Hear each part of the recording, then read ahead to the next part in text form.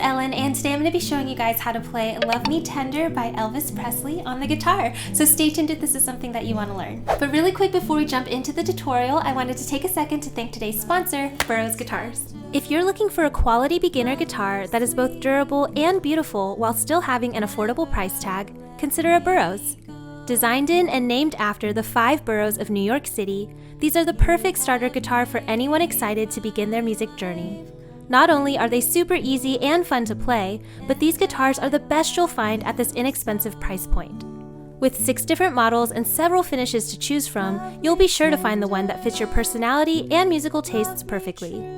Best of all Boroughs guitars ship directly and exclusively from Auditorium, a trusted site for all your creative needs. So if playing guitar is something you or a loved one have been considering, check out the links in the description box and get started today. Alright guys, so I'm going to classify today's song as kind of a beginner/intermediate level just because there are a few things that can be a little bit tricky about it. But first of all, let's go ahead and talk about our guitar. You will need it to be in standard tuning, and we do not need a capo to play this song in its original key. On top of that, I have 9 different chord shapes to show you today, and 2 of them are bar chords, which is kind of what pushes this more on the intermediate side. But to counterbalance that, there's only one real strumming pattern, and it's super simple, and you can use it to play through the whole song. So with all of that being said, let's go ahead and jump into what those chords look like. Alright guys, so I've zoomed in a little bit to take a closer look at these chords, and we're going to start with our D chord, which looks like this, and sounds like this.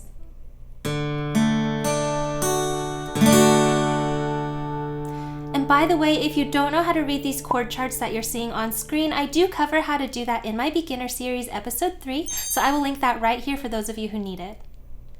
Moving on, our next chord is E7.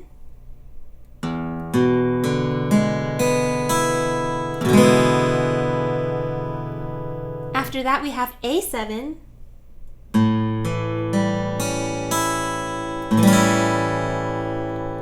Then we have F sharp 7.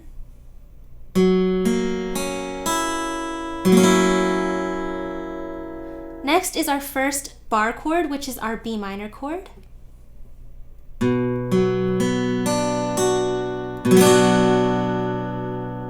After that we have our D7.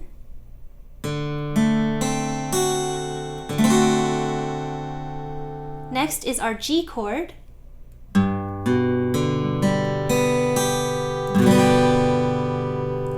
After that is our other bar chord, which is our G minor chord.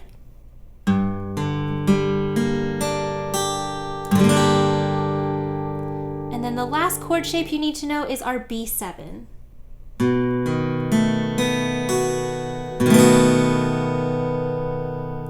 And those are the 9 chord shapes you need to know to play this song. So like I always say, if any of those chord shapes were new to you, go ahead and pause the video and just make sure to take some time to memorize them and practice transitioning back and forth between them. It'll make learning the rest of the song so much easier. But once you've done that, we can go ahead and jump into that strumming pattern.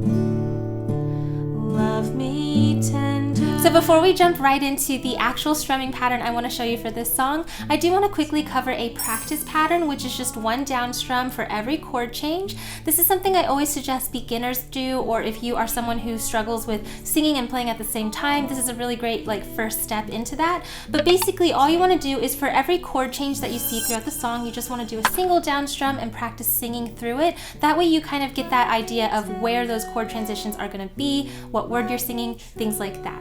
So a quick example of what that would look like would be like this. Love me tender, love me sweet, never let me go. Alright, so you basically just want to do that exact same thing for the rest of the song. Something you'll notice when you do that is that when you get to the chorus, some of these chords will go a little bit faster. So for example, love me tender, love me true, all my dreams fulfill. Alright, so just with that little section, you can already see that with the chorus, we're doing a few The strums feel a little faster because we're not holding them out as long as we are in the verses. So this is all stuff that you'll figure out when you do the initial playthrough with the practice pattern. If you are a beginner, I do have this entire guide available on my Patreon page for you to print out. So make sure to check that out. I will link it in the iCard right up here. But once you've done that, we can go ahead and talk about the actual strumming pattern that you can hear in Elvis Presley's version. So if you did take the time to do the practice pattern, then today's actual strumming pattern is not going to be much more difficult. Basically, we're still taking this single down strum that we practiced, but we're kind of splitting it a little bit with the way that we strum. So basically, if you put your D chord on, instead of strumming all 4 strings at once, what we want to do is kind of separate the bass note, or like the bottom note. So for our D chord, that would be our 4th D string. You're just going to play that by itself and then follow through with the other 3 strings. All right? So all together it would be like this. Bass, rest, bass, rest. All right? And basically you just want to do that for all of the chords. So really quickly, let me just go through all of the chords so you're just aware of how we're going to play them. On our D chord, we're going to do D string by itself and then the rest. On E7, we're going to do E string by itself and then the rest. A7 is A string. F sharp 7 is D string. B minor chord is going to be our A string. D7 is going to be our D string. G chord is going to be our E string. G minor is also going to be our E string. And our B7 chord is going to be our A string. Alright, so super straightforward. Basically, we're still doing the single down strum. We're just going to separate out that bottom bass note first and then strum the rest of the strings. So let's go ahead and do a quick example of how this applies to the song. Let's bring back up our verse and our chorus as an example. So in our verses, we're going to play each of these chords twice, okay? So it's going to be like D, bass, strum, twice. Then E7, twice. A7, twice. Back to D.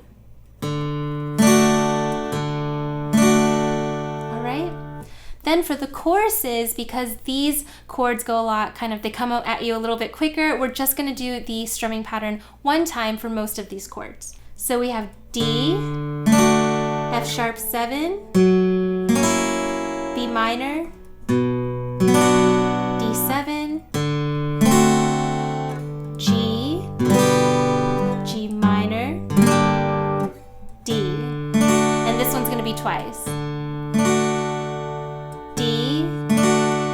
B7, E7 is going to be twice,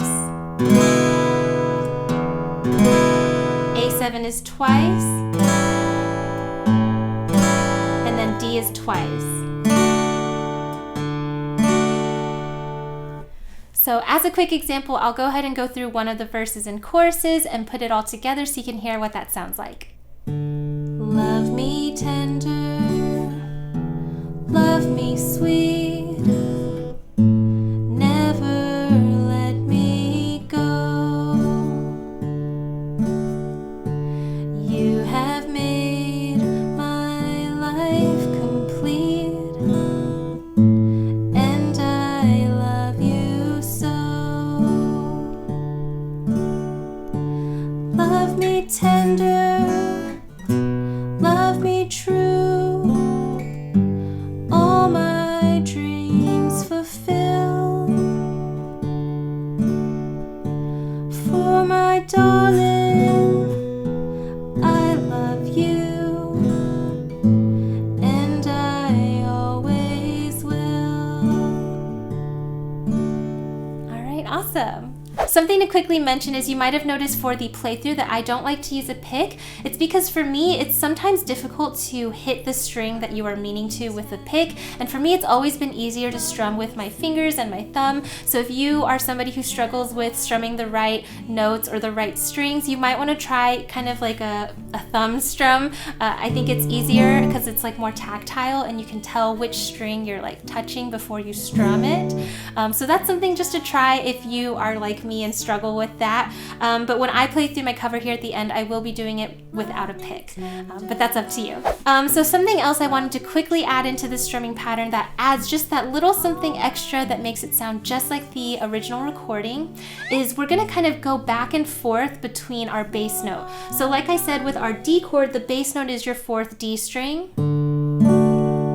But for the verses, especially when you're going to the same chord and you're playing through it twice, what you can actually do is change the bass note. So on our D chord, we can go from our D string to our A string the next time. All right, and that's actually what you can hear in the original recording as well. So for the D chord, we would have D strum, A strum, D string strum, A string strum.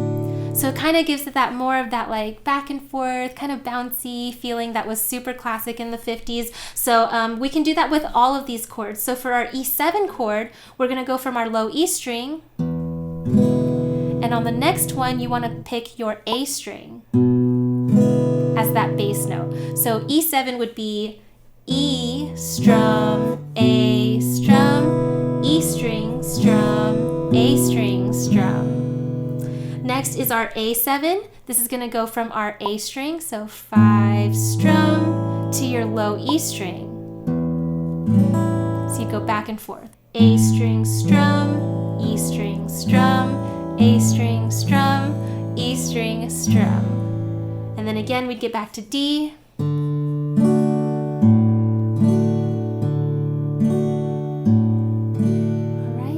So let me just go ahead and show you that verse and see what that sounds like when you alternate the bass note.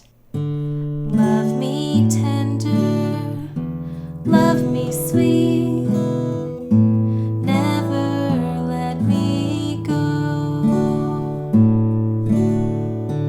You have made my life complete, and I love you so. And you can actually apply this to parts of the chorus as well. So like I said earlier, the chorus comes at you a lot faster with these chord transitions, so you don't have time to alternate the bass note except on a few of these chords. So the chorus would be like this. Love me tender, love me true, all my dreams fulfill. For my darling, I love you, and I always will. All right, then you would jump right back into the next verse, repeat it exactly the same way. One of the best things about this song, if you're learning, is that it is super repetitive. We just go from verse to chorus, verse to chorus. So once you get that under your fingers, you can play through the whole song. Before we jump into the playthrough, there is one last thing that I almost forgot to mention. At the very end of the original recording, you can hear Elvis, when he sings it a little differently. For my darling, I love you, on A7, and I always, he goes up there. Then he says will, and that's on your D chord. On the original recording, you can kind of hear this little random notes at the end. So I just want to show you how to do that really quick.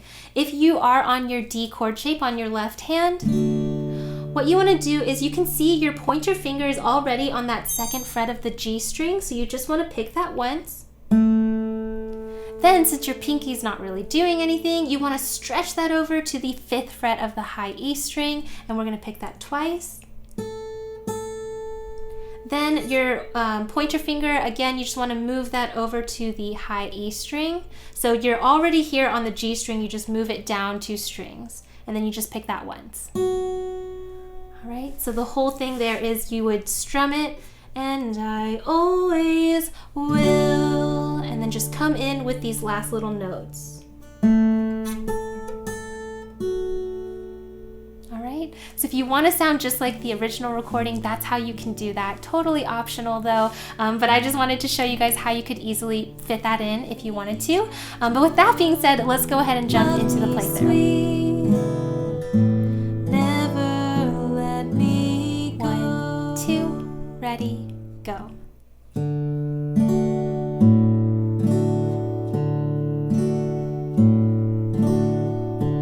Love me tender, love me sweet, never let me go. You have made my life complete, and I love you so. Want to have fun playing through the rest of the song with me? Then make sure to check out my Patreon page where you can unlock access to this as well as all my other fast track and play along tutorials. I'll make sure to leave a link in the description box down below as well as in this iCard right up here. Alright guys, but that does it for my tutorial today. I really hope that it helped. If it did, make sure to give me a thumbs up down below as well as subscribe to my channel. That way you never miss out on another new tutorial. Another huge thank you to Boroughs Guitars for sponsoring this video, as well as a special shout out to my top patrons over on my Patreon page. I will have all of their names listed on screen right now. And of course, a thank you goes out to all of my patrons for supporting my channel and making videos just like this one possible. You guys are awesome. Here are my social media sites in case you'd like to follow me on any of those. That's just where I do fun things like behind the scenes looks at things I'm working on. I'll poll you guys on what you want to learn next, and I'll even do giveaways on there a few times a year, so make sure to check it out.